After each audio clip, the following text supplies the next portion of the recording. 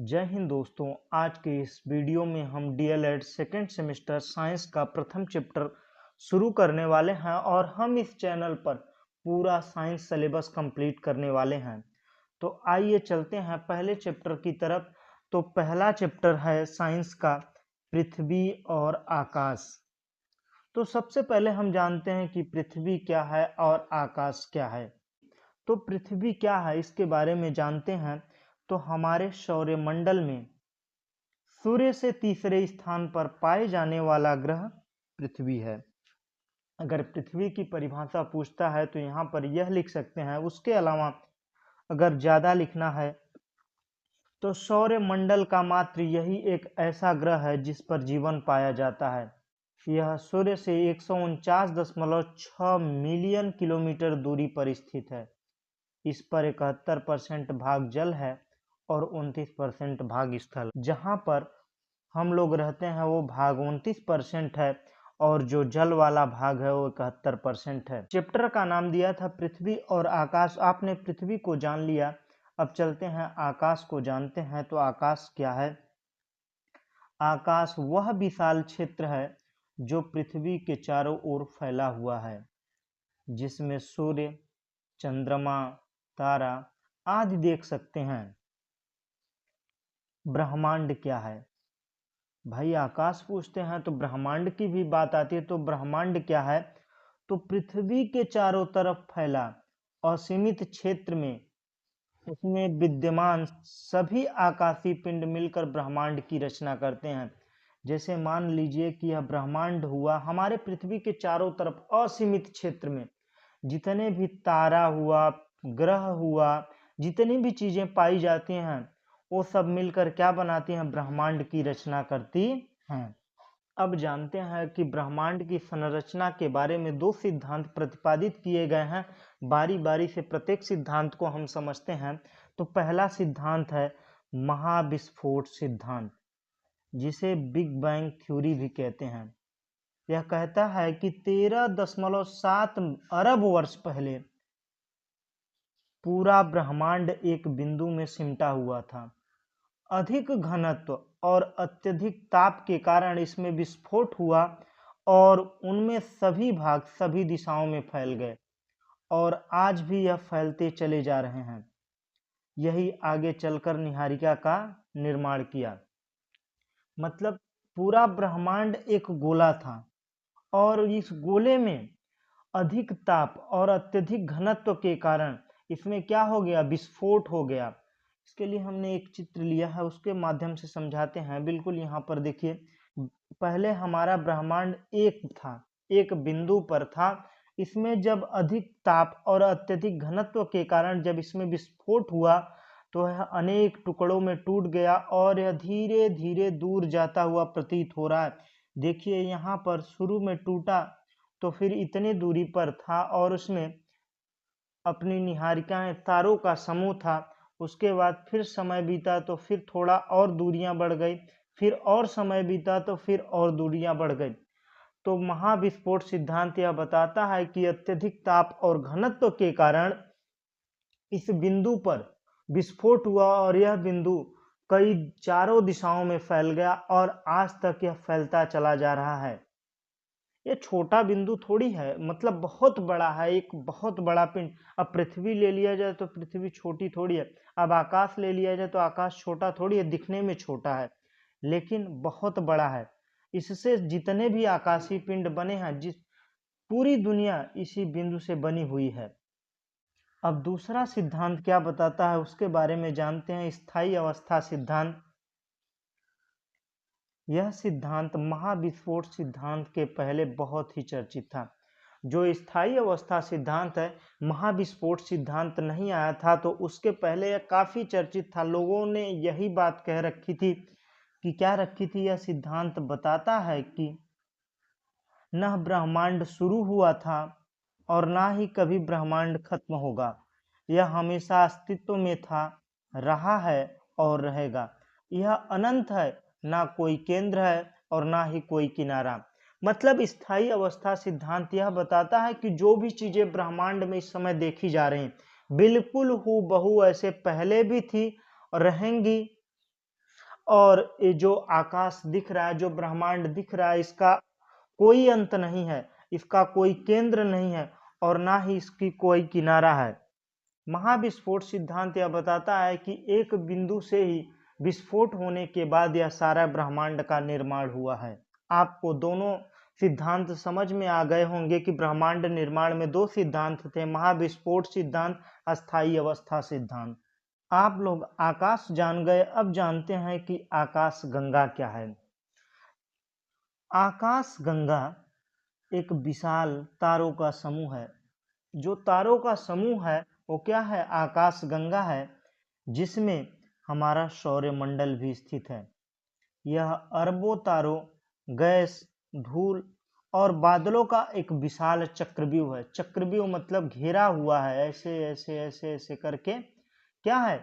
घेरा हुआ है आकाश गंगा, जो गुरुत्वाकर्षण बल के कारण एक दूसरे से बंधे हैं। इसकी आकृति सर्पिली है, बता रहे हैं ना, गोल गोल घुमा हुआ है। तो सर्प कैसे घूमता? सर्पिली है, जिसमें एक बिंदु, केंद्र बिंदु है, जिसमें एक केंद्र बिंदु है और इनमें कई भुजाएं निकली हैं।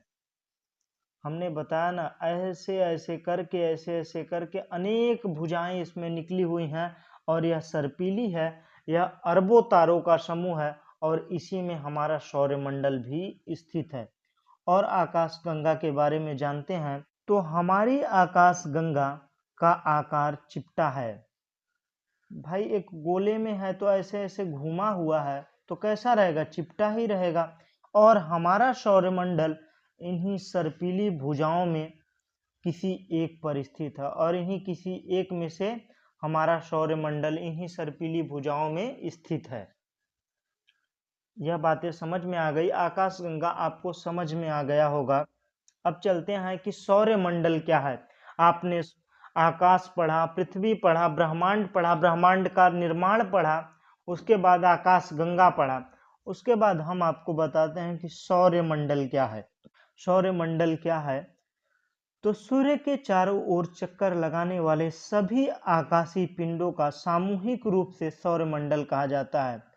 सूर्य के चारों तरफ चक्कर लगाने वाले जितने भी आकाशीय पिंड हैं, सूर्य हुआ, सूर्य के आसपास जितने भी ग्रह, उपग्रह, क्षुद्र, धूम्रकेतु, जितने भी सब कुछ है, इनका सामूहिक रूप क्या है? सौरमंडल है। इनका सामूहिक रूप सौरमंडल है। आपको सौरमंडल समझ में आ गया होगा। तो सौरमंडल में सबसे पहले चर्चा हुई सूर्य की। तो आइए सूर्य को जानते हैं। सूर्य क्या है? सूर्य हमारे सौरमंडल का प्रमुख सदस्य है, क्योंकि जितने भी ग्रह हैं वो किसका चक्कर लगाते हैं? सूर्य का। तो हमारे सौरमंडल का प्रमुख कौन हुआ? सूर्य हुआ। सूर्य ही क्या है? मालिक है। यह हमारे सौरमंडल का जन्मदाता भी है। जितने भी ग्रह उपग्रह यहाँ पर टिके हुए हैं, सब किसकी वजह से? सूर्य की वजह से। और सूर्य क्या है? एक तारा है। इसमें स्वयं का प्रकाश है और प्रकाश के द्वारा सभी ग्रह तक ऊर्जा पहुंचता है। आपने जान लिया सूर्य को। सूर्य क्या है? सौरमंडल का प्रमुख सदस्य है। यह सौरमंडल का जन्मदाता है। और एक यह क्या है? तारा है। तारे का लक्षण क्या होता है? जिसमें स्वयं का प्रकाश हो। हम आगे चलकर तारे का निर्माण भी बताएंगे, तारा किसे कहते हैं। आपको एक एक टॉपिक हम क्लियर करा देंगे। अगर आपको वीडियो अच्छा लग रहा हो तो वीडियो को लाइक कीजिएगा और हमारे चैनल पर नए हो तो भाई प्लीज चैनल को सब्सक्राइब कर दीजिएगा।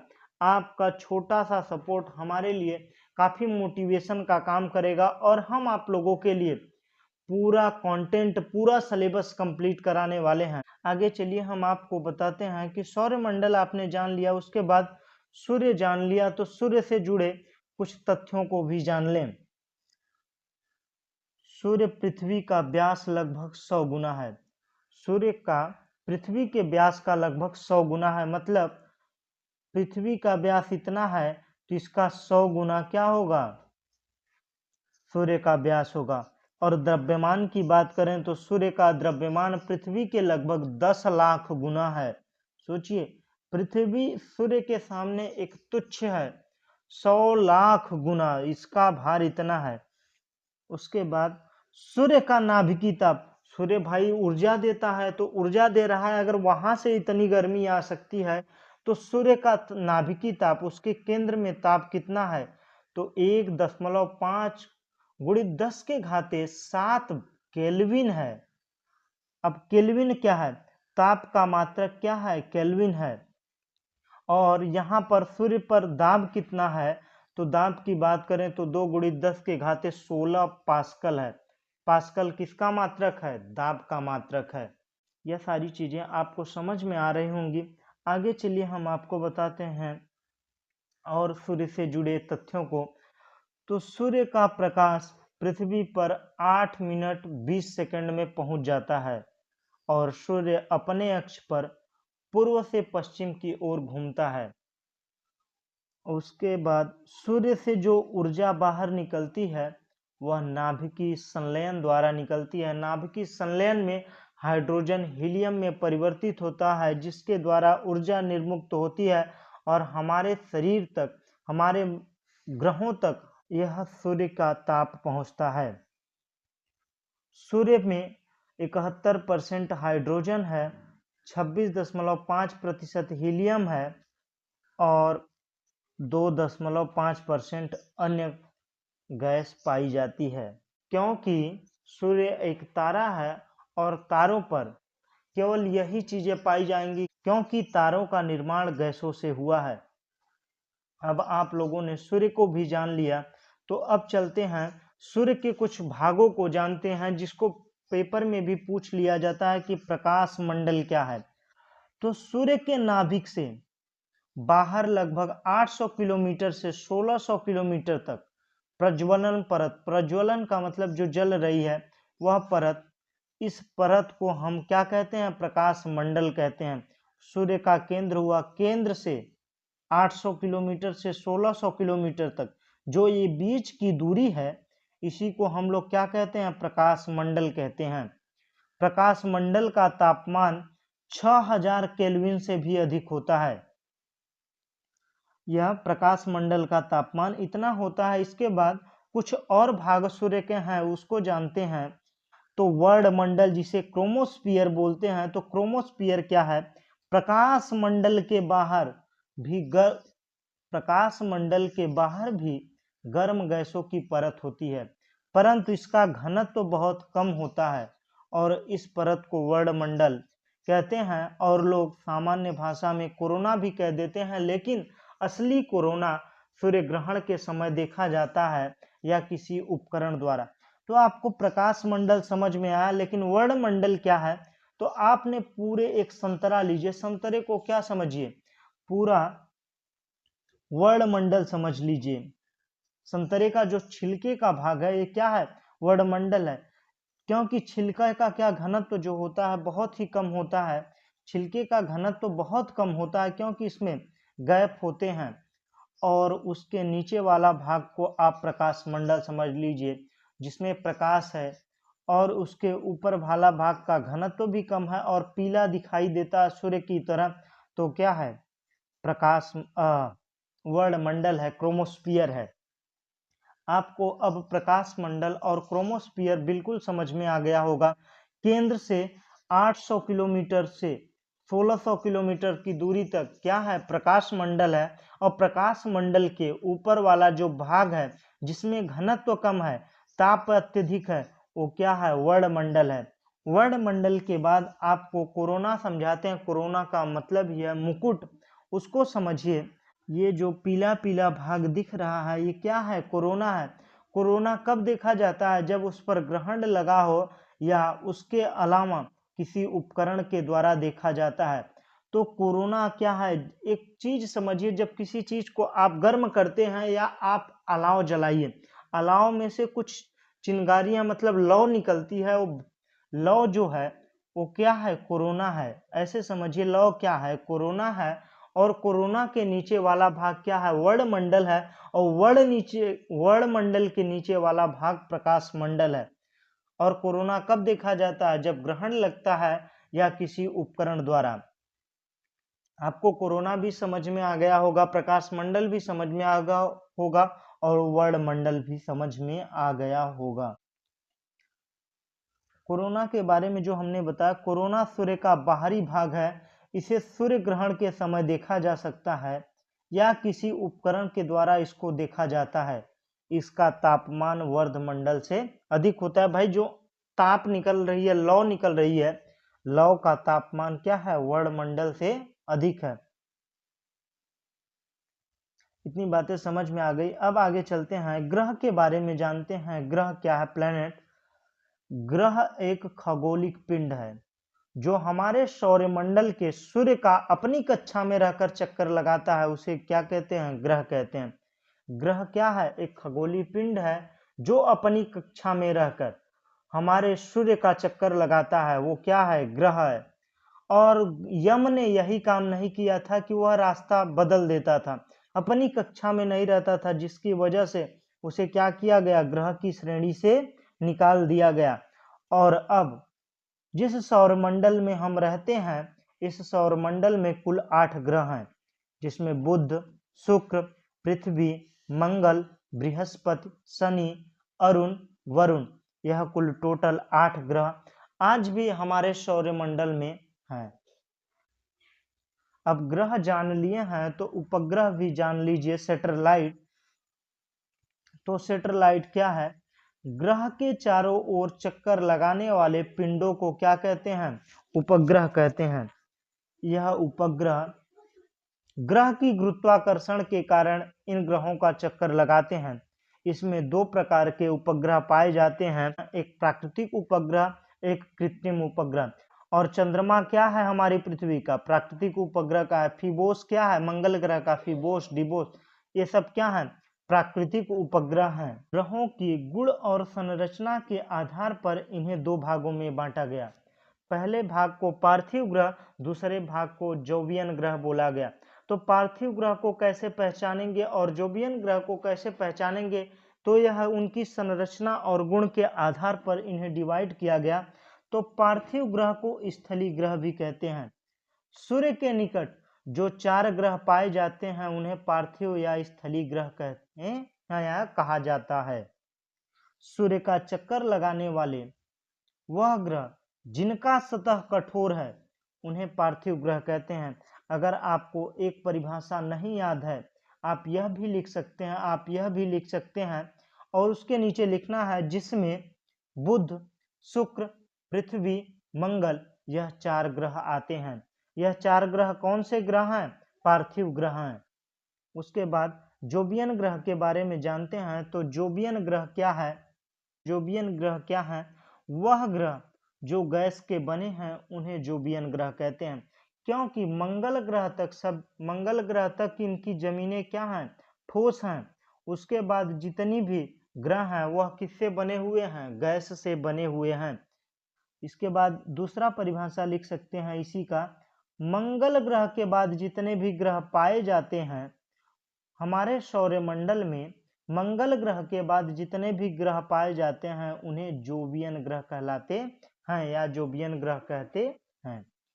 इनकी संख्या 4 है, जिसमें बृहस्पति, शनि, अरुण, वरुण, यह 4 ग्रह आते हैं। 4 ग्रह शुरू के क्या हुए, पार्थिव ग्रह या स्थलीय ग्रह, उसके बाद जोवियन ग्रह। आज के वीडियो में बस इतना ही। हम आने वाले वीडियो में इन सभी ग्रहों के बारे में चर्चा करने वाले हैं। तो अगर आपको वीडियो अच्छा लगा हो तो लाइक कर दीजिएगा, चैनल को सब्सक्राइब करके नोटिफिकेशन बेल ऑन कर लीजिएगा, जिससे आने वाले वीडियो का नोटिफिकेशन मिल सके और आप अपने भाइयों तक जरूर शेयर करें। हम आप लोगों के लिए बेहतर कंटेंट ला रहे हैं और लाते रहेंगे। जय हिंद दोस्तों।